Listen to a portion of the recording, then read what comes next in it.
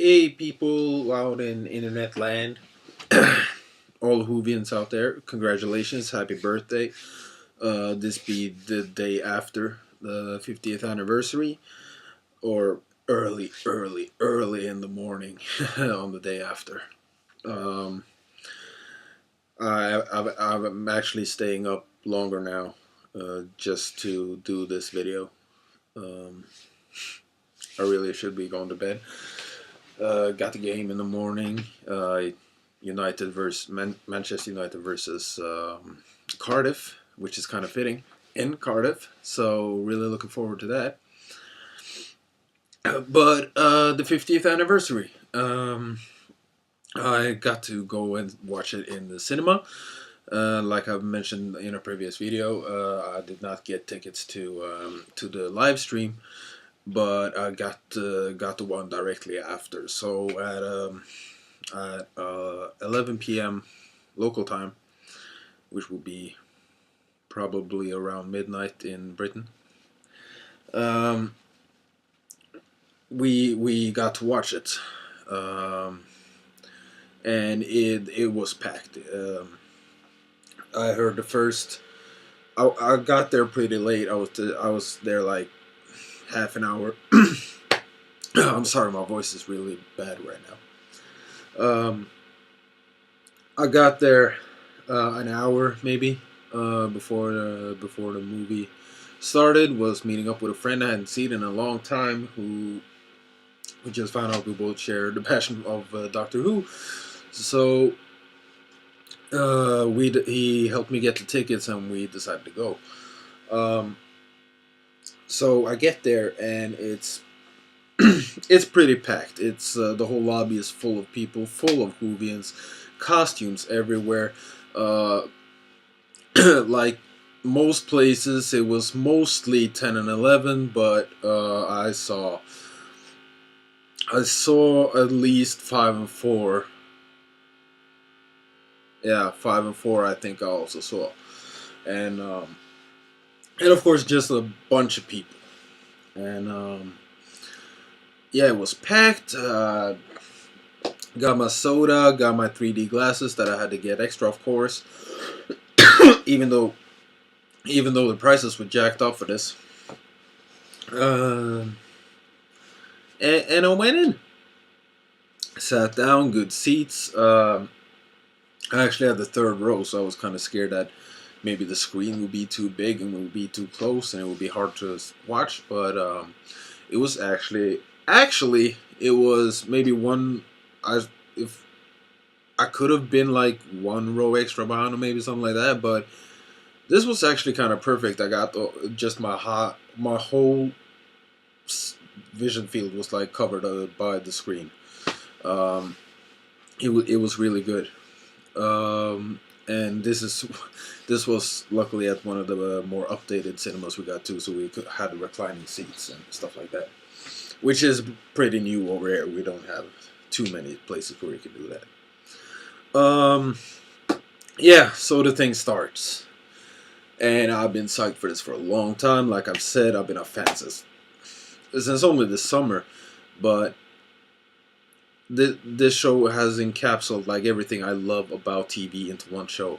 So this this show has become special to me. I love the idea of it. I like the ideas in the show. I like the actors. I like the writers behind it.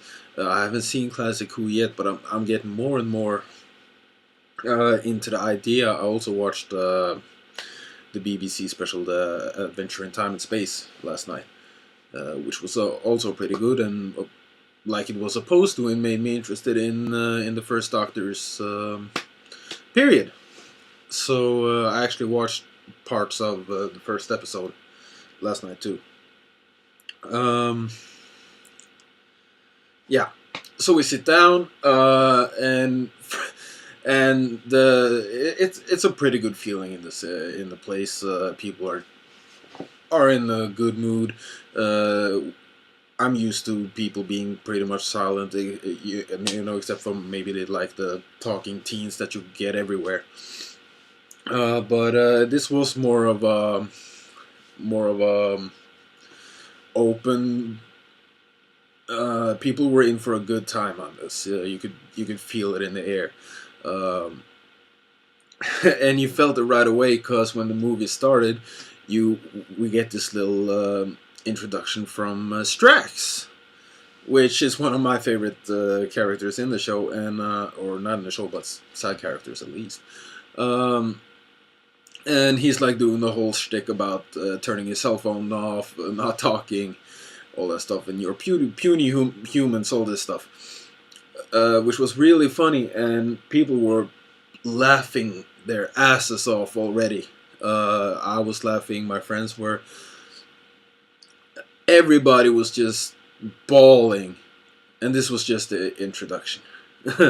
Or not even that, it was just basically the same message you get before every movie, just a Who variant. And then we got this little sketch thing with both Matt Smith and David Tennant, and where they're like showing off the 3D effects. They're like throwing off their sonics, explaining a bit all the wibbly wobbly and the 3D, how this thing is gonna work. And the funny thing were, like, when Matt Smith came on, you can hear like the usual gasping girls, so it's like and stuff like that. When Tennant came on, the whole place started applauding. Um, that was really cool. Lots of yes and people screaming and cheering with the movie and commenting, and it was really cool. It was like gathering. People who's been into Who for a long time will probably know this, and I've heard this about Whovies that they're like open. It felt like I didn't know anybody, and I felt like I was sitting with all of my friends watching this. I was talking to the guy next to me that I didn't know and having fun with it. We were commenting on stuff, and the general opinion seemed right away that people were gonna be pretty happy with this. But after that, we get into the episode itself, and okay, I don't even think I've said the title of this. This is of course the Day of the Doctor, which the last thing we saw in the name of the Doctor was that we got an explanation on how Clara was the impossible girl, which was the theme that was running through with her. Which, in short, was the Doctor had met her at separate points in his travels, and the thing is that every time he met her, she died. And when he meets up, or actually when he finds Clara, he's already onto this.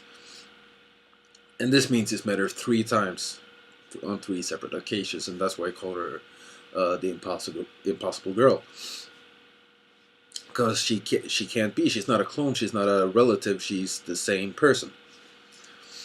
And what we learn is that she, at some point, without going into how and what, this will be all spoilerish. You probably know this, so all of the Day of the Doctor I will spoil, and this is a spoiler for the end of the last season, so just so you're aware.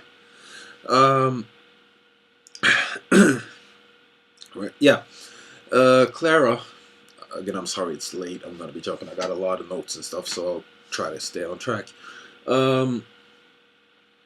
Clara jumps basically into the Doctor's time stream after a certain bad guy has basically entered his time stream to reverse all his victories into failures, and turn every loved one, just destroy his life. Clara jumps in, and by that she's being spread out to all the parts of the Doctor's life. So she's been there with the first, the second, the third, all the way through. She's seen all of them. These are all clones, or copies, echoes they call them. So she doesn't experience all of it, of course, but she does appear in all throughout the Doctor's history. And the real Clara then ends up in basically this I don't want to call it hell, but it looks kind of hellish. This hellish place where all the incarnations of the Doctor are. Maybe it's like a data bank, basically, of stored Time Lord history. Within, this is just the Doctor, it's not the Time Lord race. Um, and and and yeah, Matt Smith jumps into his own time stream to then find her and pull her out. She sees all the incarnations of the Doctor, and one more, which she hasn't seen before. She hasn't seen this one. The Doctor tells her she's that he's that's his secret. That's a part of his life that he's trying to forget, trying to suppress. He doesn't really take that life into account. He doesn't want to think about it. And that, of course, turns out to be John Hurt, which is then called the Doctor, or the Warrior, which Paul McGann called him when he was regenerating into him. Yeah. So that's basically where we left off. The story itself... Okay, I'm trying to do this plot pretty quick. You got Doctor and Clara being together again. We don't know how they got back or how that even fills in. This will probably be explained probably in the Christmas special or something like that. Which in Britain at the cinema screenings you got a teaser for the new Christmas special, which I didn't get. But it's already out on YouTube, so you can check it out there. And spoiler. Okay, if you don't want to know this, click a little bit forward. The Christmas special. This is like a 15 second teaser. The only thing you see is that you see the Doctor, and I don't really remember what he's saying right now. Of course, like it's late. But he says something, and then you see Dalek, moving Cyberman, a non-moving Weeping Angel, and I don't think you see them in the teaser, but there is a poster for it already, and in there you see the Silence. So we got 4 of the biggest enemies going after the Doctor in the next episode, and the setting of the place where you saw the Doctor kind of reminded me of where we left off in the last season. So timey-wimey, wibbly-wobbly, somehow this works out. So we find the Doctor and Clara together. He sends a message for her to come with him just to go on a new journey. She arrives in the TARDIS, and before they get to decide where they want to go, they're picked up. A helicopter comes, pick them up, and takes them by air. The Doctor calls UNIT, which he suspects is part of this, and of course it is. You got the Brigadier's daughter, Kate Stewart. She has called for... I didn't really understand this, because the Doctor calls her from the TARDIS and asks her, like, okay, what the hell is going on? And she says she's already sent... I've seen this episode twice now, by the way. I saw it in the cinema, and I went online, I streamed it. So, I've seen it twice. And he calls her and tells her, like, what is going on? She then says that they've sent for the TARDIS to be picked up, and asks him where he is. Then he holds the phone up towards the helicopter, and then she understands, oh my god, he's in the TARDIS, which, unless he's out doing something big, isn't he always in the TARDIS? And if you thought he wasn't in the TARDIS, are you stealing the TARDIS? Then how would you contact the Doctor? Somebody can probably explain this. There's probably a reason for it. This script seemed pretty tight through. And somebody will probably correct me on that too. But to me, it seemed pretty airtight um, with the rest of the canon. But that confused me. I don't really know why this whole thing, or why they did what they did to bring him in. I didn't really understand that. But anyways, he's airlifted then into the National Gallery or something like that. Um, and Kate tells him then apologizes for the whole thing, and they have a situation.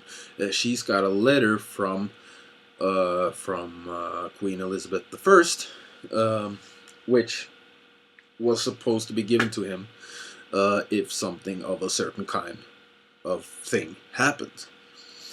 And to prove that this was really from her, this is something that he has probably planned with her from before.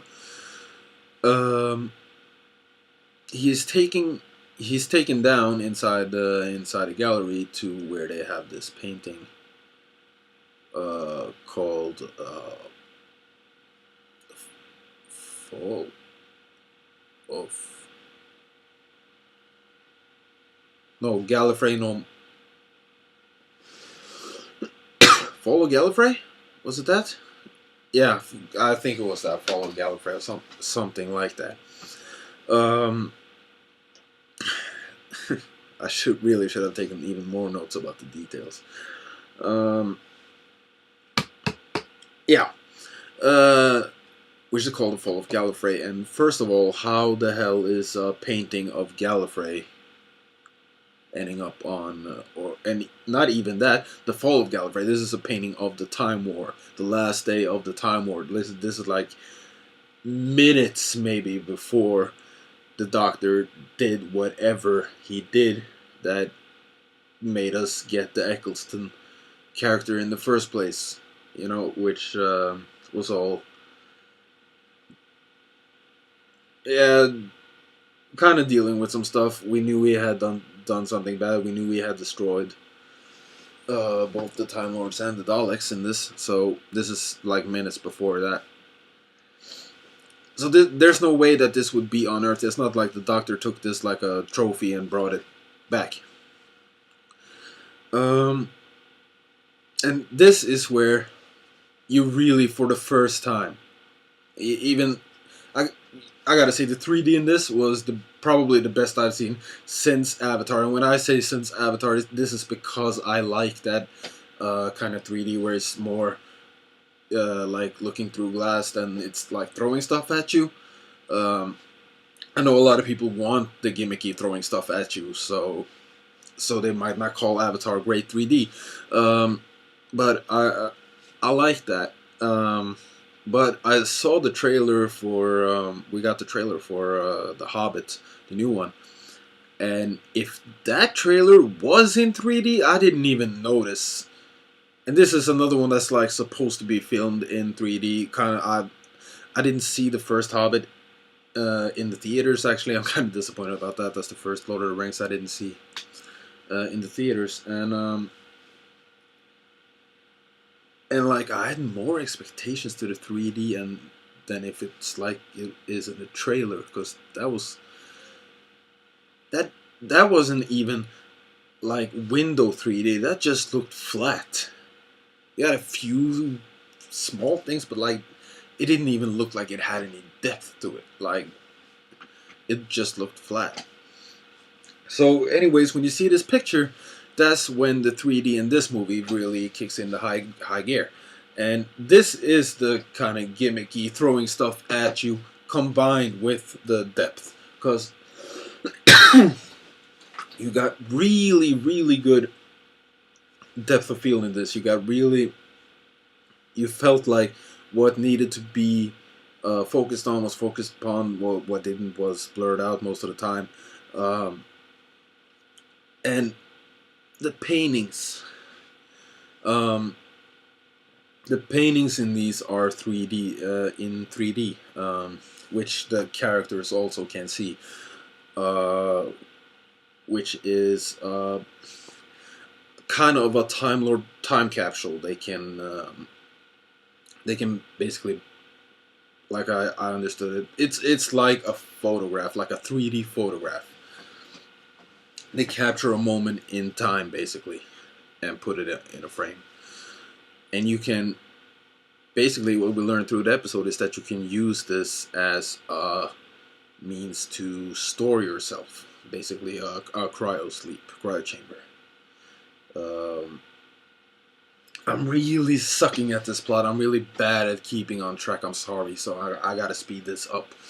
Um, yeah, because I'm going through it the quick way, anyways.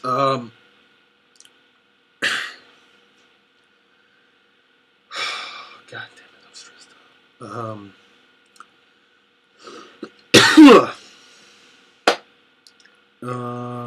Yeah, the 3D, very good. Yeah. You see this picture? That shouldn't be there. But this, of course, is just authentication for the doctor to know that this is the real Queen Elizabeth who's talking to him, and that this is part of their whole thing. He's then led to a secret room where what was stolen? Um,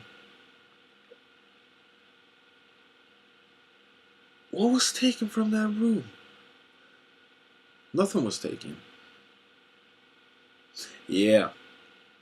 Yeah, he's then led to another room. Sorry, he's then led to another room where there's three other paintings, which are also in 3D. But the thing is that first of all, there's a lot of shattered glass in front of them. They're like, yeah, this is it. Um, they all look like landscape pictures. There's nothing in them, but there should be. They originally had characters in them. And the glass, which the doctor notices, is broken outwards, so something busted through this picture. Uh, he is then led into another secret room where they kept like different statues and stuff like that, but they they've all been smashed. Nothing is taken, nothing is gone, except for broken statues. Because basically these silurians, which is a species from the first original series, um, are this was actually not very good explained either, but I think they were basically trying to integrate or take over human society, as they are morphers. They can copy people and animals.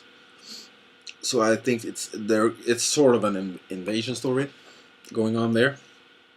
Um, but basically, yeah, they pop out and crushed a bunch of statues and hid under. Uh,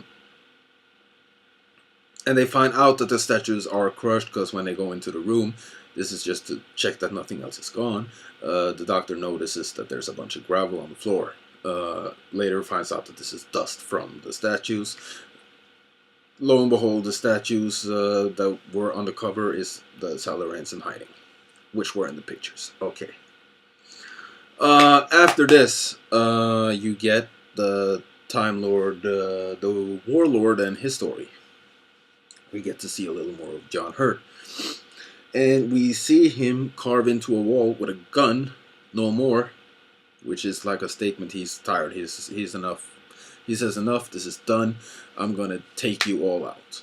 So he takes his TARDIS, takes out a couple of Daleks with the TARDIS, just runs them over, which is fucking awesome. Makes them explode. Goes into the Time Lords like safe where they keep all the destructive weapons that they know that's like too great for the even anybody to use. And the one weapon that they have and they never did use was this thing that they called a moment, which was the Galaxy Eater, I think they called it, which will basically destroy an entire galaxy.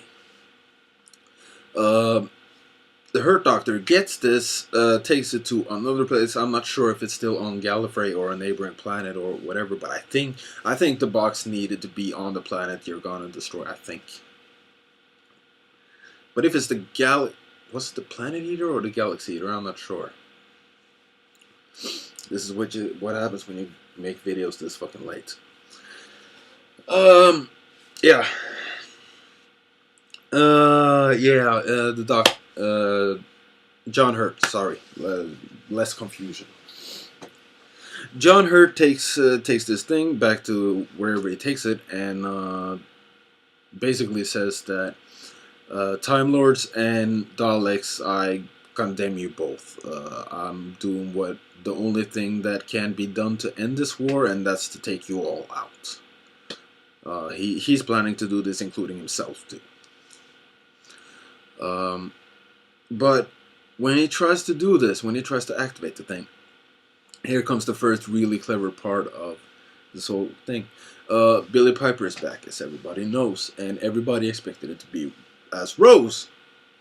And I actually saw her on, I think it was Graham Norton or something on YouTube, like earlier today. The clip was from way back. And they asked her, like, if she's coming back, has she been asked that? And she says no to not being asked, kinda, but she's kinda avoiding the question. But what I was thinking now is, Graham Norton says, is Rose coming back? And she says no. And that's actually 100% true. Rose is not back in this. Which I was a little bit disappointed about. But she did a fantastic job. The thing is, she's the interface of this weapon, the moment. And she's taking...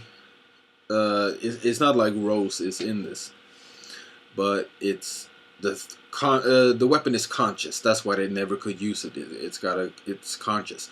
How can you use the weapon if you don't know if you can control it? So...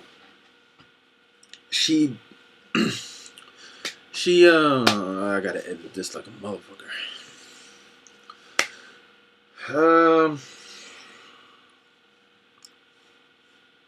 Yeah.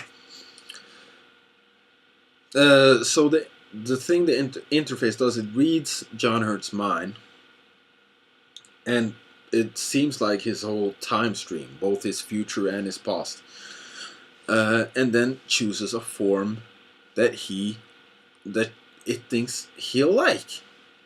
And she even says, I took a form from someone in your past. Or was it future? I always get those mixed up. Which means that whatever they do in this story, whatever they do from here, this is the moment where the Doctor is putting his hand on the device. He's like, now I'm gonna kill two races in one fell swoop. And this is the moment that the interface or the moment is telling him that he doesn't necessarily need to do this. Is it really right to kill all these people to save the rest of them? To save the universe? And then, out of perfect timing, this time warp wormhole thing slips through, and a fez pops out.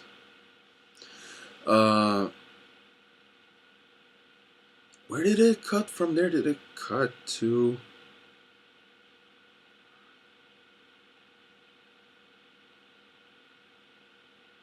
Yeah, no, I think it went back to Matt Smith after this. But what the fuck did he do? I should have had the episode fucking playing so I could skip through this.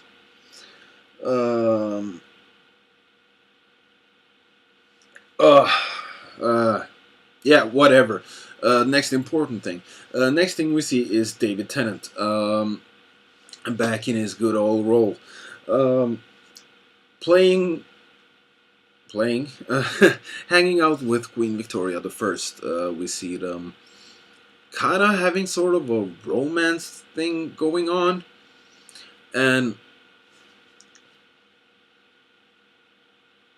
this, yeah, I don't really know what his end game is in this. Why he's there, or what?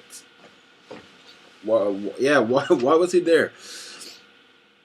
So I don't. Did he know about the silurians? I don't know. He then starts to he talks to the queen, da da da da da, and he discovers that, or he thinks that she's a Silurian, a shape-shifting alien. Turns out it's the horse. And there's a lot of great comedic timing in this episode. I'm not really good at explaining them, but it's a really funny episode. Yeah, if you just, when you're just sitting there watching it for the first time and just going with it, it flows great. It's a great episode. Oh, god damn it. Yeah. He starts chasing this Silurian, and it takes the shape of the queen. So here he's dealing with trying to figure out who is who and who's the real one, and da da da da da. And time wormy holy things ends up at his location too. Out pops a fez, and yeah, just before this, we see Matt Smith back at the gallery. I feel like I'm stopping all the time.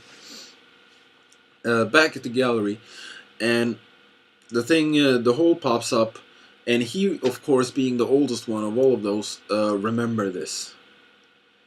So he's like, no, not now. I don't got time for this. Coleman is like, what? Is this part of the paintings? No. This is something totally different. So okay. He's already wearing the fez because it was in one of the other rooms, and he's like looking at it and like, this is where I get the whole fez thing from. So he chucks the thing through. It ends up on David Tennant's end of the thing. And he puts it on, and whoosh, like David Tennant with a fez. That was pretty cool. Fezes are cool. And I actually got a fez. Well, you see, this is late night videos. Like, I have a fez and I'm not using it. Yeah, they drop in. We get some Dr. Banner, which is awesome. I just gotta plow through this. John Hurt 2 pops through. The Queen. Yeah, they're captured by royal guards who thinks their queen is bewitched or whatever. They're taken to the Tower of London, which Matt Smith can still talk to Jenna Coleman through the time hole, so they can hear all this. And of course, Kate Stewart is based at the Tower of London, so if he can go there, and he knows that they have the time vortex thing that Jack Harkness used to have. They have that at the Tower of London. So if he can go there, give them the carve in the coordinates in the wall there, Jenna Coleman can follow him with the time thingy. Which, again, why couldn't she just jump through the hole?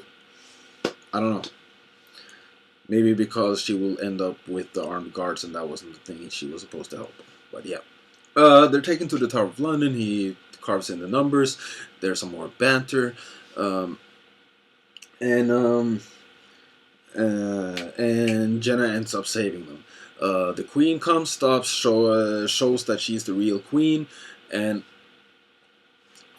she basically made them get caught so they could discover the Silurians' plan. Their plan was is basically invading Earth, but they're there too soon. The Earth is not interesting yet, so they need to preserve themselves, which they do in these time capsule images, which they put around different spots so they can jump out at the right time and take over,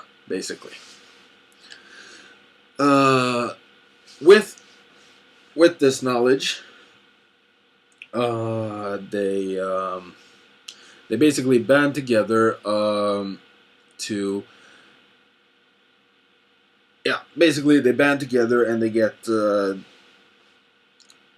as Kate has already found out all of this since she has been copied and stuff has happened.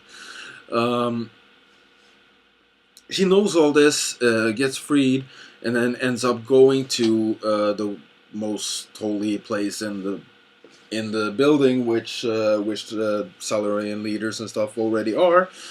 She goes in, locks the door, hits a London self-destruct button, and just says, "I'm ready to kill everybody in this city if it means saving the world from you." She gets copied again, and then it's like a standoff with them trying to flick this thing on and off. The doctors, on their way in, this place is TARDIS-proof, so they need to find a clever way to get in. Hence the paintings again. They use those. It's just to save me the whole how they do it. This is some stuff you need to watch this anyway. And yeah, basically the doctors enter. They say they have done this before. They know how it feels, and they actually regret it. We've seen this for 7 series now. This has plagued them for. This is the one thing you won't talk about. This is the one thing that makes Eccleston, Tennant, and Matt Smith all get the look. Yet they don't talk. They don't want to get into this. We know this. We know this is fairly big in his life. He knows. David Tennant actually says 2.4 billion children did he kill that day on Gallifrey. That's not including the adults and whatever in the number of the killed, but it was 2.4 billion children. So that's something to have on your conscience when you're the good old time traveling doctor, you know. Woohoo!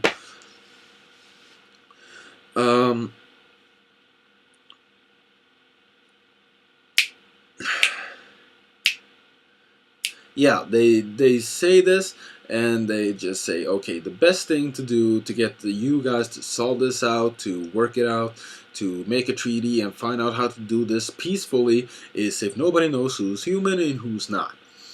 They wipe their memories. Again, a plot convenience that is shown in the episode. I don't even bother to explain it anymore. But there's a reason for it. Their memories are wiped, and of course, with both not knowing who's who, they both agree to shut the Doomsday Machine off. Now, with crisis averted on that particular point, John Hurt is now convinced that even though he kills a lot of people, and a lot of people die, and a lot of children dies, and a lot of Dalek dies, it seems to be worth it. It seems that he's saving more people than he is killing. So he's telling Rose or the Moment that he's ready to go back. So he goes back. And this is where it gets awesome. It gets really scary when you're watching it because you don't know where they're going, and you know this will impact the series in a big way. And you just gotta hope that Moffat is steering us through. And I'm happy where this turned out. Okay, so we're back at the shed with the box where John Hurt basically met Rose for the first time. We're back at the same place. And the cool thing is, he said earlier that he just wished he's trying to get the box to work. And he's like, where's the big red button when you need it? And when he comes back, Rose has made a box with a big red button, so he knows what to do. So he's standing there with his hand on it, and then Tennant and Smith follow him back in their own TARDISes, which means they're both crossing into their own personal time stream at the same time, which is really weird. Timey-wimey, and like Tennant says, the paradoxes should not let this even happen, but it did, so maybe it's meant to be. They're on basically what they want to do is uh, not make the hurt doctor carry the burden alone. Instead of him being the sole responsibility, because they say, they've been trying to forget him, to like not include him, to just make him not part of the Doctor legacy, when in fact he might be the most Doctor of them all, because he did what needed to be done when he couldn't get it right. This was the one time where this was, if you're into Star Trek, this is the Kobayashi Maru. This was like a no-win situation, and he just needed to do what's done, but that's not what the Doctors do. That's so against what the Doctor stands for that, like Smith said in the last episode, it was not in the name of the Doctor, but it really was, is what they're saying to him now. And they want to share the burden with him.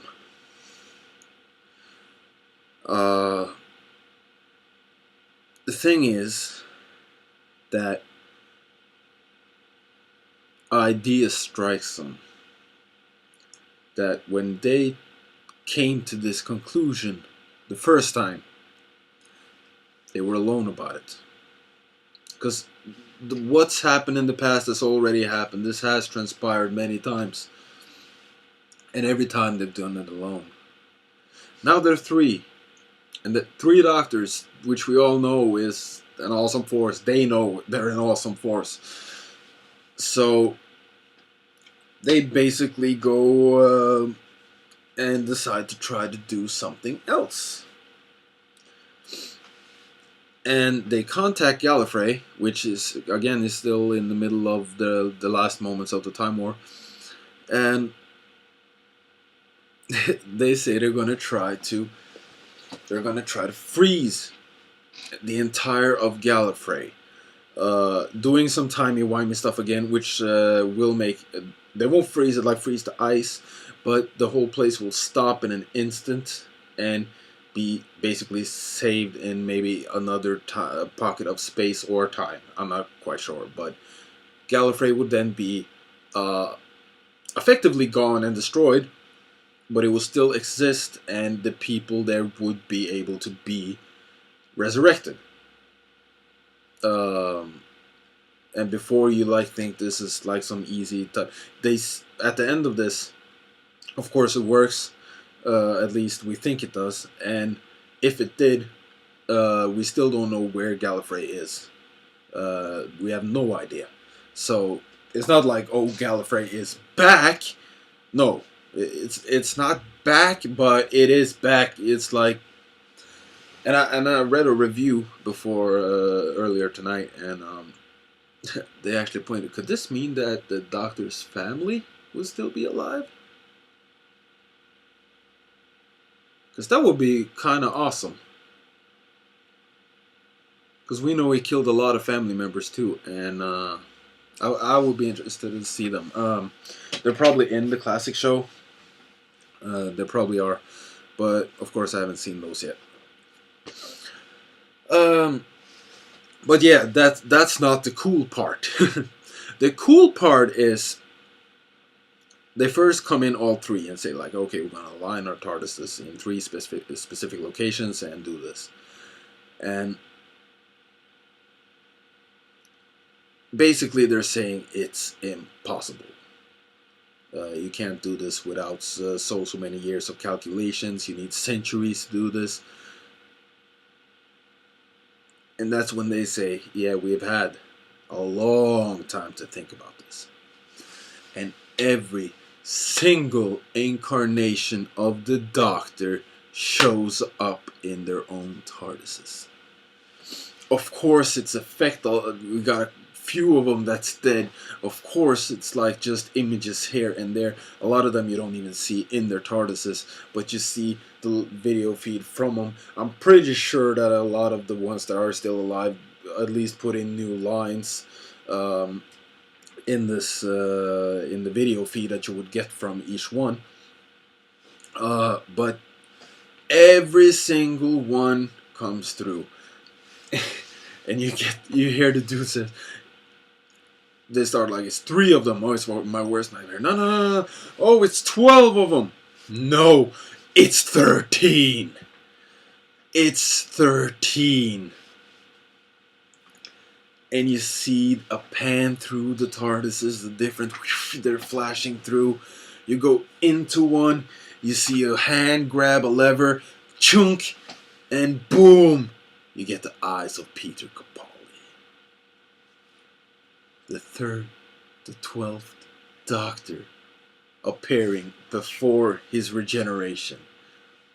I'm gonna talk about this later, but I gotta say, the cinema exploded at that point. Like, when it was just going up and up, because it was like, oh, 3 Doctors. Oh, it's like all the Doctors. They got the new one too. It was awesome. It was really, really awesome. So, yeah. Fuck it, yeah, I got hair. Okay? I got hair. Need a new haircut soon. Yeah. Every Doctor shows up. They all band together to do this, and they all the Daleks are gone, and Gallifrey again is gone.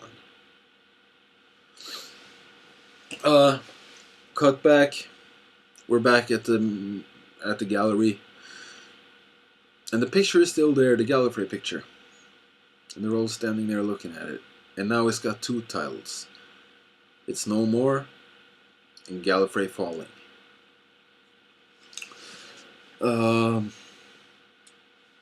And yeah, some banter, some goodbyes are said. We discover that neither Hurt or Tennant will be able to remember what's happened now because of they saving Gallifrey instead of exploding it. Not quite sure how that's going to play out, but at least that keeps the ongoing continuity straight. And Hurt steps into his TARDIS, starts to fly away, and then quickly starts to regenerate because he's basically done. And this was the one thing that irked me the most. Like Eccleston, I can understand, like, you're not a fan, I get it. You're not really into the old Who thing, I get that. I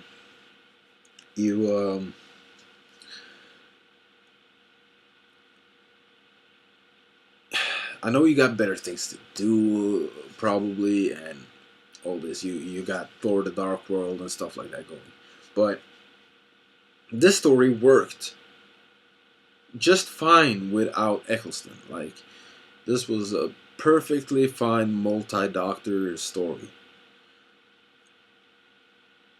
But couldn't you have come back for the regeneration?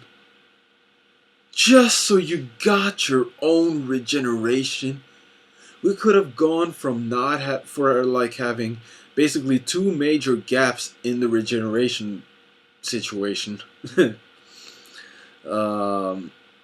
Which has been there for a long time. Basically, people have accepted it to just go with their own thoughts on how that went. But since Monday, we've gotten the poem again into John Hurt, and you start to show the regeneration of John Hurt into Eccleston. Couldn't you? I was heartbroken. I was so happy when I saw the regeneration starting. I was like, oh my god, please tell me they got him for this. Because there are a lot of cameos from ex-Doctors when you put it into, if you got Tennant, if you count Hurt, you probably wouldn't, but And at the end, after David Tennant leaves, after Matt Smith starts to monologue a little bit about being a curator at this place, which has been joked about before in the episode, the real curator wants to talk to him, and it turns out to be Tom Baker, which are implied to be the real Tom Doctor. Um, so, and we're not given an explanation for this. It's just that Matt says he never forgets a face and has some sort of insight. So maybe a parallel universe Doctor or something like that. Who knows? It's Doctor Who. But still, he's old. He's working there. Um, so like you got a decent number of doctors in this. And couldn't you have just gotten Eccleston too? Or couldn't you have said yes? Like I heard Moffat said earlier in the day that he was obviously asked, and he just said no. Probably because of Thor. But that would have been a day, not even that.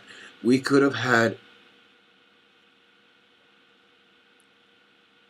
Yeah, you could have had him turning into... John Hurt turning into Eccleston. Maybe a line or two. And maybe you could have had a shot of the TARDIS maybe going to Rose's mall where she's working. Something like that. You could have done that, but you didn't. I can't believe it's taking me an hour just to go through the plot. It was a fantastic episode. Last thing, of course, the whole Tom Baker thing. They look at the picture. He says, "What do you think of it?" Or what do you think of the title? And Matt Smith is like, which do you mean? There's two titles. And he says, no, it's not. It's one. Gallifrey falls no more. Which then indicates to Matt Smith, both the other doctors were not sure if what they did actually worked, because there's no way of checking it, and they don't know where Gallifrey is at the moment. So, but this gives Smith hope for Gallifrey still being out there.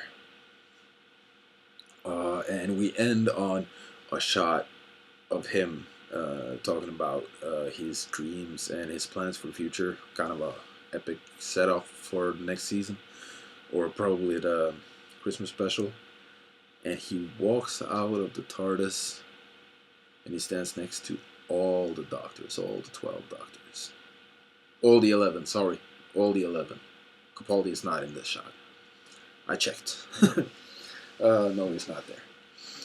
But it ends on it, and it's pretty, and the crowd went ballistic. They were off the hook with this. I can't believe it's been an hour. Jesus Christ. This is... Oh my god. I gotta fucking edit this shit down. Yeah, but that's the basic of the plot. It's a pretty... It is not too much of a story like that. It's just a good basic... You got maybe half of the episode is like the monster. You got the appearance of the Daleks, which you had to do, but they're not the main monsters, which probably a lot of people will appreciate. The Zygons, there weren't too much to them, but the thing is that you haven't seen them since the beginning, and this is one of the many callbacks back to the beginning. You had the Fez references. You had a lot of stuff. I really enjoyed it. The crowd really enjoyed it. I heard a lot of people talking on the way out, and they were all talking about different things they liked. I didn't hear anybody talking about stuff they didn't like, actually. And for me, probably the only moment was when Hurt was regenerating, and they didn't have Eccleston there. It just... Oh, it would have been perfect. But... Yeah. Okay, the three doctors, the banter between them is not just the banter. It's fantastic. They're so in tune together. Matt Smith and David Tennant, and even John Hurt is hilarious in this thing. Um, they're like, in a weird way, brothers when they're the same guy. That's a weird dynamic. And you get all the different inflections of all the different performances, but they still play the same guy. And you got a lot of good ideas. They're dumb at the same times, basically. Um, you had a lot of interesting dynamic between basically Matt and David, which, since they're so close in regeneration, were pretty fond of each other, except for some small bickering here and there. And they're, like Hurt says in the episode, they're dread for him. They're scared of him. They're baffled that he's even there in the first place. Like if they would have expected any other regeneration before this one. And it's really all about redeeming that and accepting that part of their life. And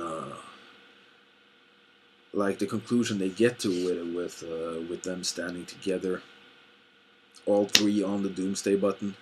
That's a pretty powerful image. You get all the best sides from everybody. You get two Geronimos from Smith. You get two Alonsis from David Tennant. So what more would you want? You get some wibbly wobbly timey wimey. You get the specs. You get some bow tie and sandshoes references. They were really good, like family feel to this. They really were different sides of a coin or a specter or whatever. They were really good. You got Matt's angry face. You got David Tennant's angry face, which I fucking love when he gets pissed. When the 10th got pissed, and I still call him the 10th. Okay, Matt Smith is still 11. Even if Hurt redeemed himself in this story, he is still the warrior. He is not the doctor. If you was the doctor for 5 minutes before you regenerated into a new doctor, that does not make the last regeneration a doctor. Like I said before, it counts as a regeneration, it counts as a life, but it does not count as a doctor. It's the warrior. 7, 8, no. Oop. Yeah. 7, 8, warrior, 9, 10, 11. Yeah. That's where I'm going with this. But yeah, they were all on point, just like we wanted them to be, just like we imagined them to be. They were funny as all hell. I don't remember laughing this much at something for ages. This was funny moment after funny moment after funny moment after funny moments, and not in a bad way. There were a lot of dramatic points. There were a lot of the stakes were high. And the awesomeness and the epicness of the 13 Doctors. That was like, I said it before, but the explosion when you see Capaldi's eyes. Like, I jumped a little bit in my chair for that, because I just thought that was really fucking cool. Let's see, what else?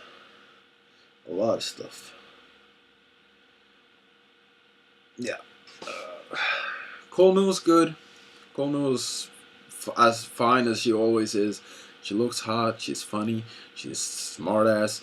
She didn't do all that much, except actually being the one figuring out that John Hurt had not actually pushed the button yet. So she's the one who gets the two doctors to follow them. But she did good. To get to see the scenes from the Time War, we got to see a lot, not a lot, but we got to see some action from those last moments with Daleks flying everywhere, lots and lots of Daleks, people getting killed, explosions, fires, everything, and the 3D looked amazing. Yeah, this was stuff flying at you. I was actually dodging my head from dust and gravel. You felt like you were in space at times. It, this probably I haven't seen Harold and Kumar's Christmas Adventure in 3D, but I think that's the same kind of thing, and I think that works really nice. I like. I gotta say, I like the new type of gimmicky 3D. It looks really good. And you actually had a moment, like I said, when they couldn't get into Tower of London because it's TARDIS proof. They basically use the Gallifrey image to hide in and get that stashed in the same room so they can leave. And when they do that, you like go into the picture and you see the three doctors, and then they awake and they turn around, everybody with their sonics, and they got a Dalek in front of them, so they all blast them with a beam from their sonic, which combines into this like explosion of light and just shoots through the image, and that was really fucking cool. That was a cool moment. That was really badass. I was gonna like Reservoir Dogs of Doctor Who. Rose being back as the moment, that shit really worked for me. As a lot, because a lot of people thought if Rose was gonna be back, then is David Tennant gonna be like the meta doctor or whatever? But this made it. You didn't even have to consider that.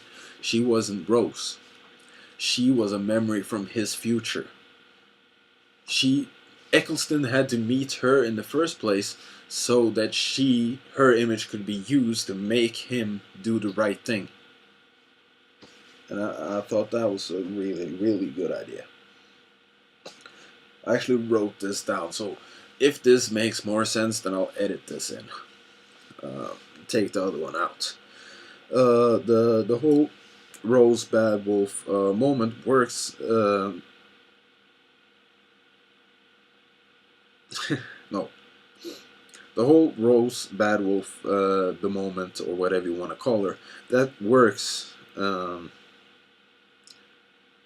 That her visiting the Warrior Doctor, as it means she had to defeat the Daleks and he had to defeat the Daleks and the Time Lords for the ninth regeneration to meet Rose in the first place and set everything in motion. If she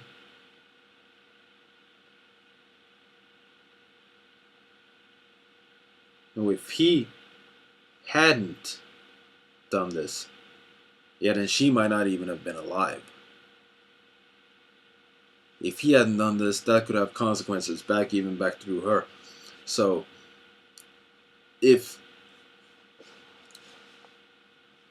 basically, if she, or if he didn't do this, she might not have been born, and we might not have had the story that we've had so far. So he needed to do what he did, and we needed to go through all of this for that memory to come back and fix it. So hard for me to explain, but I think it works. Timey-wimey.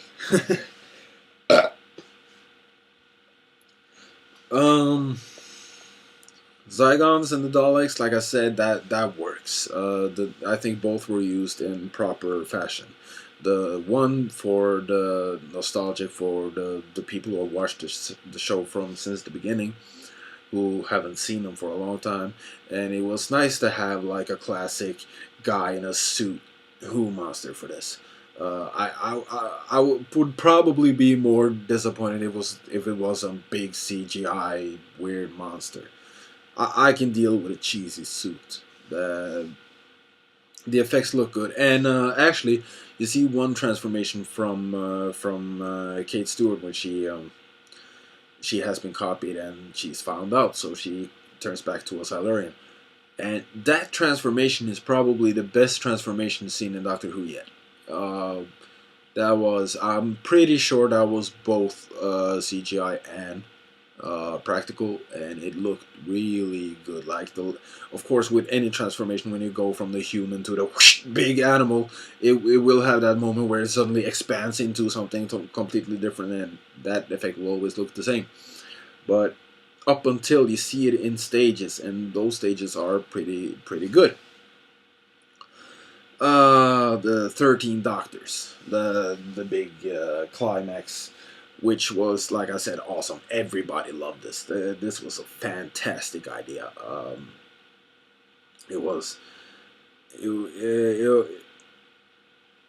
I can't even explain how the crowd reacted to this, because it's all happening so fast, and you're already excited when this is happening, because you have 3 doctors like going into saving Gallifrey. Like that would be enough for most of us. We were pretty happy at this point.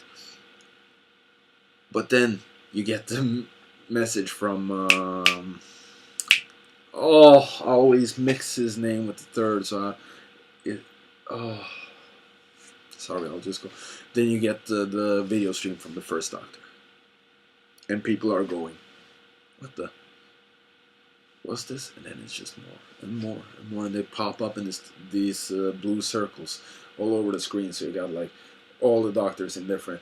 You got Paul McGann over here, and you got like the 5th and the 6th, and they're all there. Tom Baker, everybody, and they're all coordinating this shit, and you see them coming flying through, and of course none of these actors are either they're dead or they're so not in their prime that it would not make sense for them to really show up in their TARDIS, except for, of course, Chris Eccleston, which even him, you see him come through, you see him, I don't remember what clip they're using, but it is a clip from one of the episodes. It's not a cut scene or something like that. I don't even remember the line right now.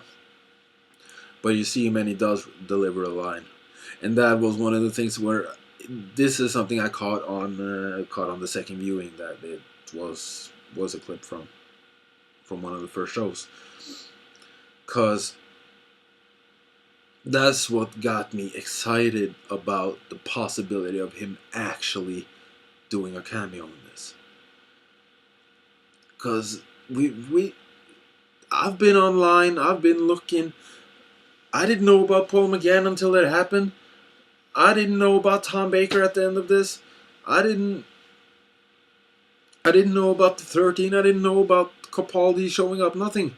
So they've been so extremely good at keeping secrets. So when they show a full frame image of Chris Eccleston with a line, makes me think that he might actually show up. And then when the regeneration starts to happen, I'm even more sure. And then it didn't, and that really disappointed me. Even on the last shot, when you see like the 11 Doctors, you got Hurt, Tennant, and then Smith, and like everybody else on the side like that. And of course, those 2 are the only one that's moving. If you're looking, those 2 are the only one who's looking. The other ones are still shots. But I had to keep my eye on Tennant to see if it was, but of course it was still image 2, and it really, really annoyed me.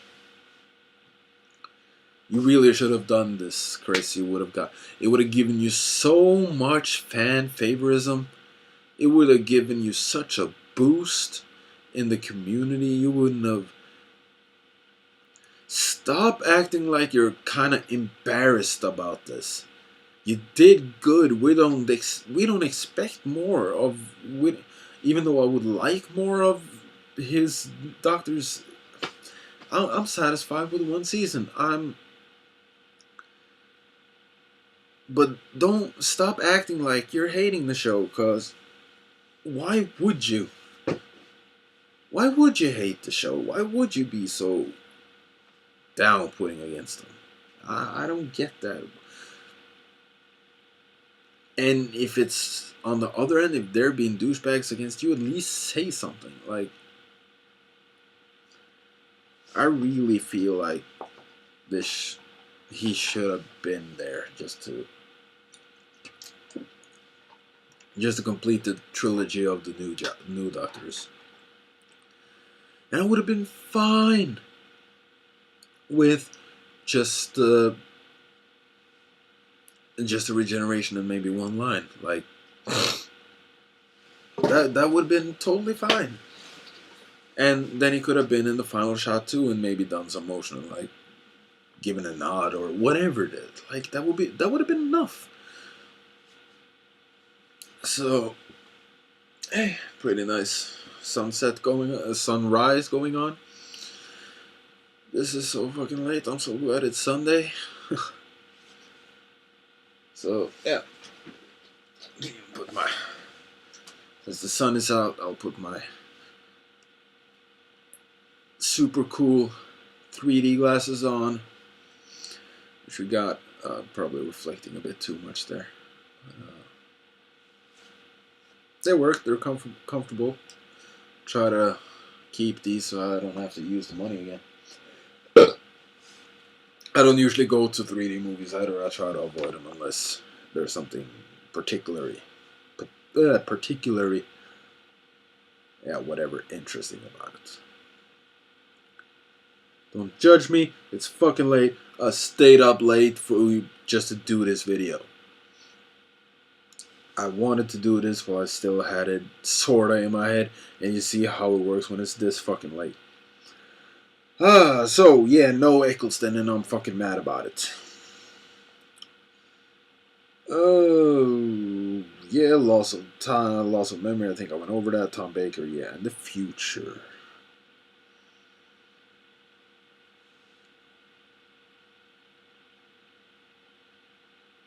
Future, yeah. Where does the show go from here? This kind of works like, if you want to look at it that way, this kind of reboots the whole series. As I've understood, a lot of classic Who fans have always been kind of. They're probably not hating on it because it is an interesting story about the whole loss of Gallifrey and how it happened and what happened and all that. But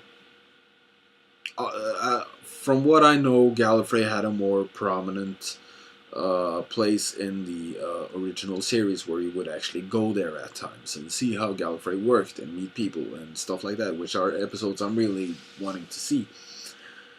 And this is something that could now be done. I'm really hoping that they're not going to just the first Capaldi episode or the second they're going in they're getting Gallifrey back. Like I don't want that. What they've done now, Gallifrey is, for all intents and purposes, back. It's there in the universe. It's there for you to be used. So savor it. Save it for a while.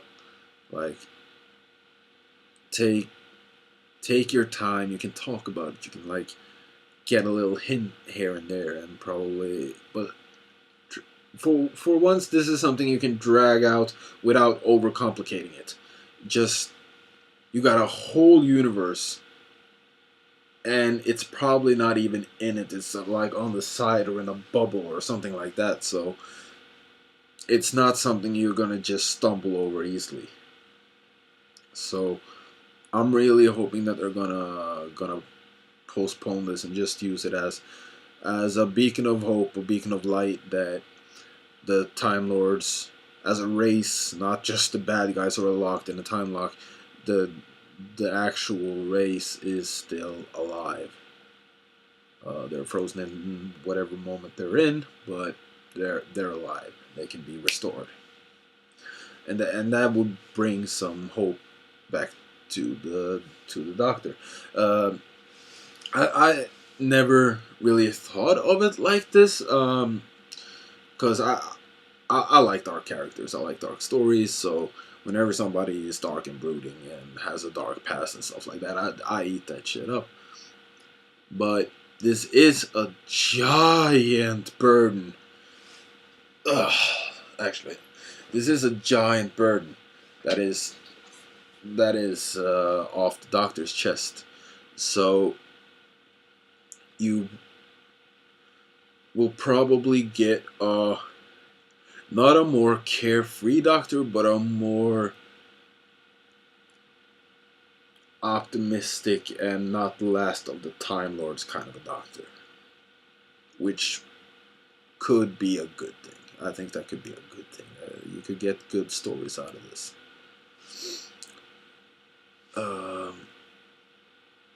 that I think that could bring a lot of good to it.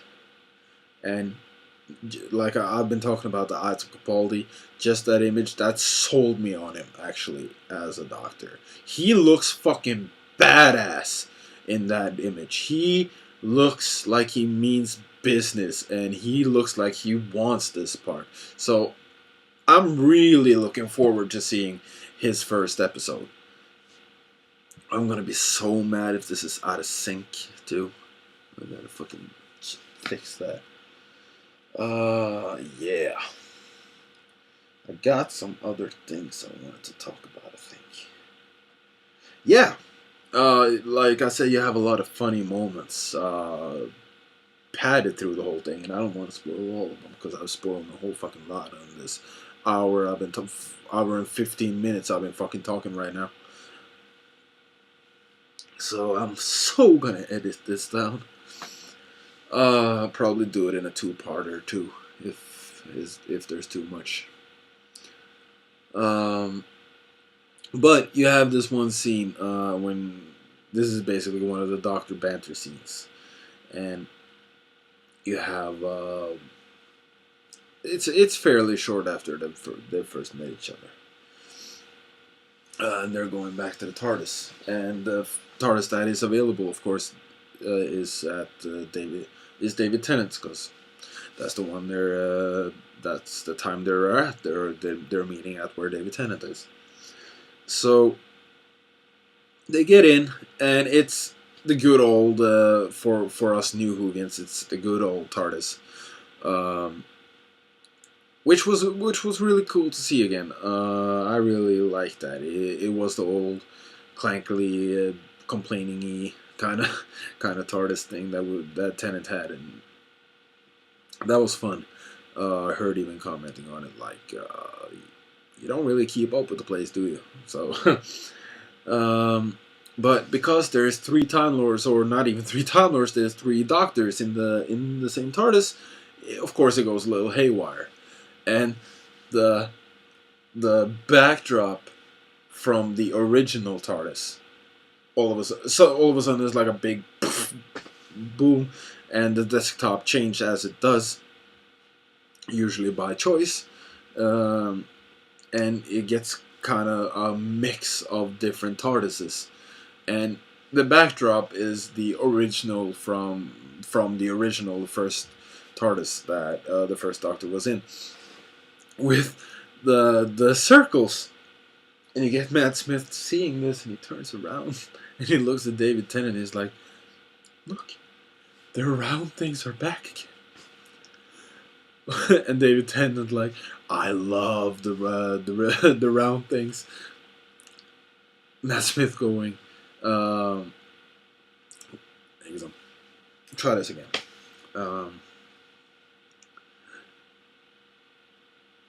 And yeah, the thing goes haywire, and the TARDIS goes haywire because there's three Doctors in there. Tennant's TARDIS then explodes and tries to change the desktop like it usually does, but it becomes a wibbly wobbly mix of the three Doctors that's in there.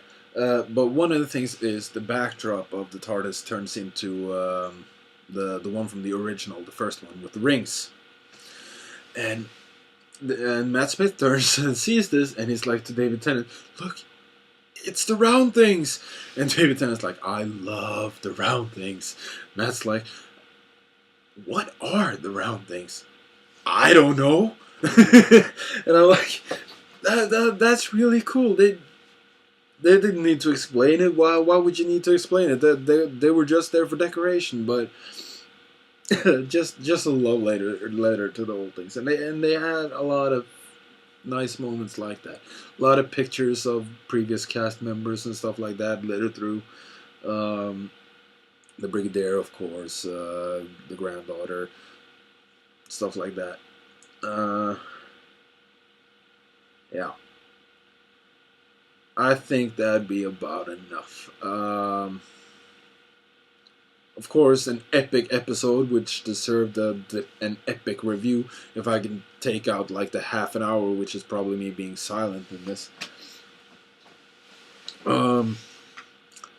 it was a really, really, really good episode.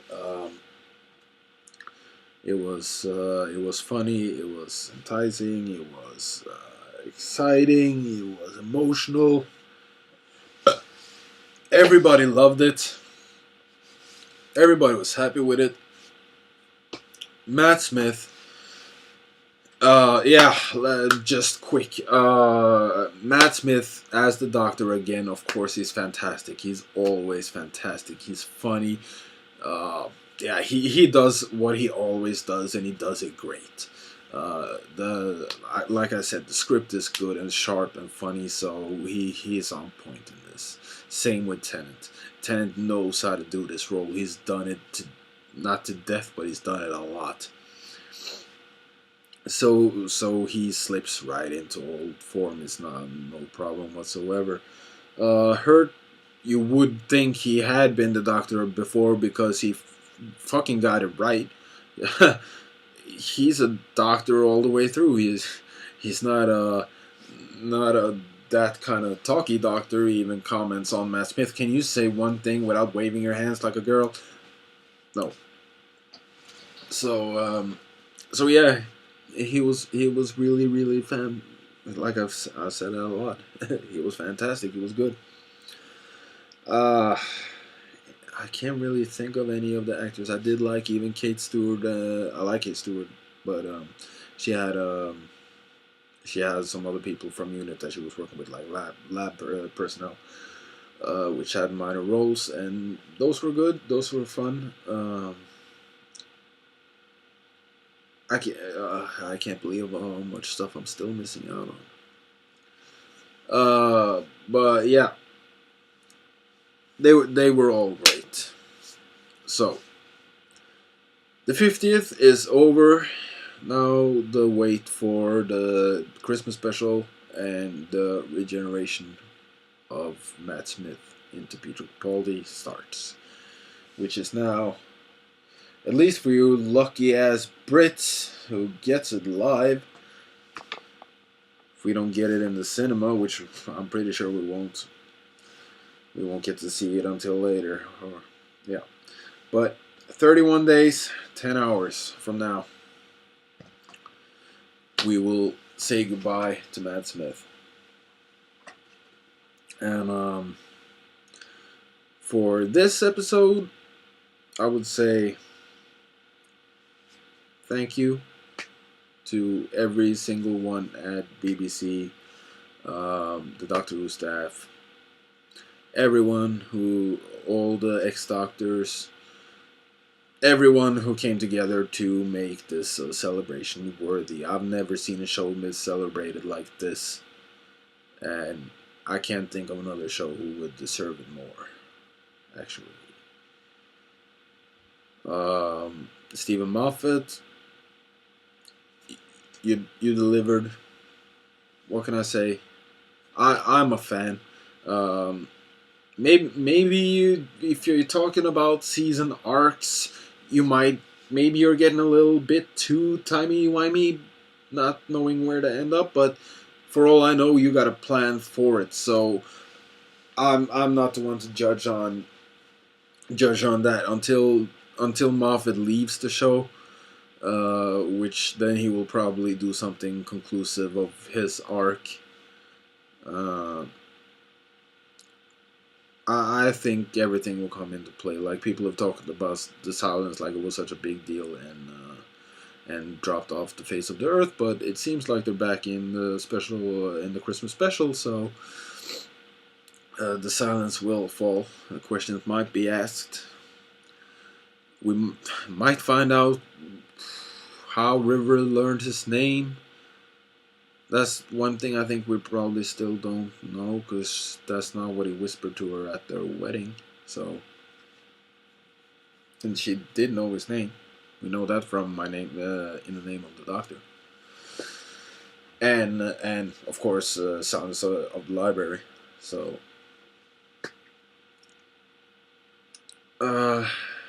yeah.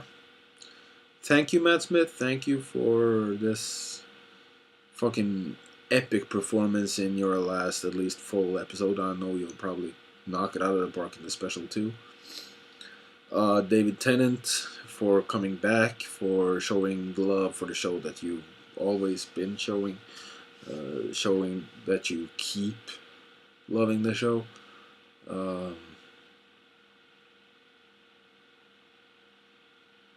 John Hurt for being a part of it. I don't know if you've been part of the show before, but you fit. You should have been a doctor. Well, that would have been awesome. That would have been awesome. John Hurt as the doctor, like back in the day. That would have been fucking cool. But that was back in the, if you do both TV, you can't do both TV and movies with those days. So I understand. Jenna Louise, I love you. You're hot as all hell. You're always hot as all hell. Yeah, all you guys, you made it an awesome, awesome 50th. I can't say a show that's been celebrated like this.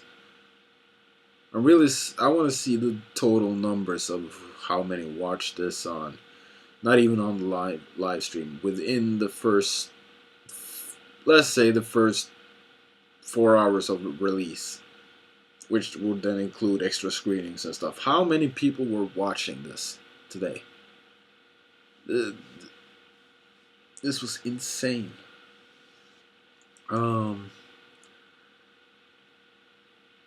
Yeah, Billy Piper for coming back. Thank you. Love you. This was awesome. It really was. And I'm repeating myself. And I really think I should go to sleep. I really do. I don't know what else to go through, if there's anything. I'm gonna do a quick recap in my head.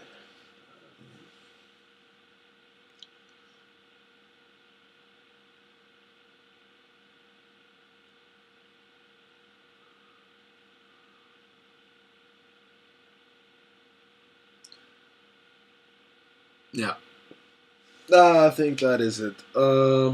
Yeah, again, thank you everybody at the BBC, the Steven Moffat, Matt Smith, David Tennant, John Hurt, Billy Piper, Jenna Louise Coleman, every single one involved in this great, great show. If you ever see this, I could have fixed this ages ago. If any of you ever see this, I know I'm a tired ass looking son of a gun right now, but whatever you need for this show, I'm jobless right now. I do editing. Final Cut. I do have a love for music and stuff like that, so putting that to movies and stuff, I would love anything you would want me to do. Call, mail me, whatever. I would do whatever for this show. Yeah. Good night. Peace out. Happy 50th, Doctor Who. May there be 50, 100, a million more.